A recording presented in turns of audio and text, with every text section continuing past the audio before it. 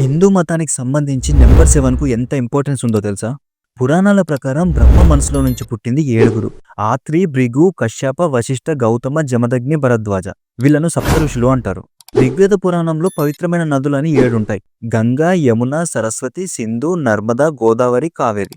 వీటిని సప్త సింధు అని అంటారు. అండ్ లోకాలు కూడా 7 ఉంటాయి. భూలోక, భువర్లోక, స్వర్లోక, మహలోక, జనలోక, తపలోక, సత్యలోక. వీటిని సప్తలోకాలు అంటారు. అండ్ పాతాళాలు కూడా 7 ఉంటాయి. అతల, వితల, సుతల, తలాతల, మహాతల, రసతల, పతాల. వీటిని సప్త పాతాళాలు అంటారు. చిరంజీవులు కూడా 7 అంటే ఇమ్మోర్టల్స్.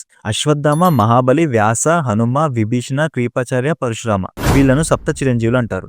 సంగీతంలో కూడా స్వరాలు 7 ఉంటాయి. సా, రే, గా, మా, పా, దా, ని. అసలు 7 అనే నెంబర్ కంప్లీట్నెస్ ఇక. ఎలా అంటే శరీరానికి 7 చక్రాలు ఉంటాయి. విశ్వం అంటే 7 లోకాలు. సమయం అంటే 7 రోజులు. జీవితం అంటే 7 జన్మలు. జ్ఞానం అంటే 7 ఋషులు. ఇలా పుట్టుక నుంచి చచ్చిపోయే వరకు హిందూ మతంలో నెంబర్ 7కు ఇంత ఇంపార్టెన్స్ ఉంది. నేను ఇంకా ఏమైనా మిస్ అయితే కామెంట్ సెక్షన్లో చెప్పండి. ఇలాంటి మరిన్ని వీడియోస్ కోసం వెంటనే వీడియోని లైక్ చేసి ఛానల్ సబ్స్క్రైబ్ చేయండి.